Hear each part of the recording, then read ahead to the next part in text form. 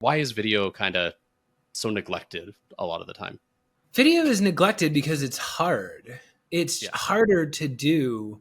And with something like email, with something like phone, with anything in life, you know, when it works, smart people or analytical people will say, why did that work? And they'll try to reproduce it. And with video, you have so many different moving parts. You have your on-camera performance, you have your dialogue, the words that you're saying, you have your lighting. I care a lot about the subtitles, so it's also a text experience. You are reading the video as you're watching it. There are thumbnails, there are subject lines, there's the copy that you write in your message or your email when you send it over. There's all these different aspects, and companies want to do video, especially for sales. They're like, okay, go be creative, you know? And everybody's like, what does that mean? And you end up saying too much. You give too much exposition. I was always taught as like a writer and a comedy writer, they say start in the middle. Just start in the middle. Start with the action. On a stage, if you're in an improv scene, there's a rule that says if you're on stage and your feet aren't moving, if you notice you've been standing still, find some reason to start moving your feet. Start moving the action. So I always start the video with something that the recipient knows is true. That's the most attention grabbing thing. I just start talking to them like I know them.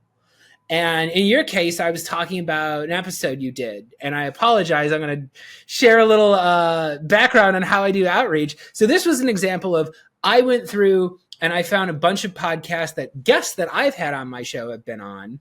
And then I kind of reverse engineered that. I went back and I listened to the episode that they were on. If it seemed like a relevant fit, then I reached out. And I was like, hey, I'm reaching out because you had this guest on and I listened to this episode. And let me know if you ever need a guest. And that's pretty much all it is. But when you see me and I'm talking about you and I'm talking about your podcast and I'm talking about a specific episode and I'm talking about the guest that I had on that episode, we're 5 seconds into the video and all of a sudden it feels like we know each other. And for me, video is all about how do you grab their attention in 3 seconds? How do you establish relevance? And then what are you asking them for? And can you make it something that's very easy to say yes to? And I give them an either or usually. I'm like, hey, you know, if you ever need a guest, let me know. And if you don't ever need a guest, keep doing a great show because I really enjoyed it.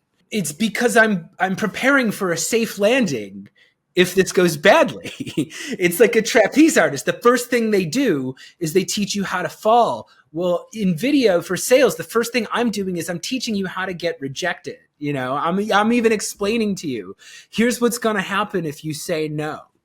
I'm going to continue being your fan, you know, but let me know if you ever need a guest.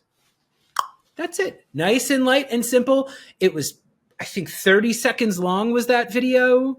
I had a little clip so you could see what I'm doing. I'm like, oh, here's my show. I had a couple cutaways, but it was in the blink of the eye because I know you have a computer just like the rest of us. So if you're like, who is Chris Bogue? You can Google me and you can go to my LinkedIn. You can look. I don't need to feature dump myself on you for the first minute and a half of the video before I get to something that you're actually going to care about. I can just start with what you care about and end it with something simple that I hope you'll say yes to.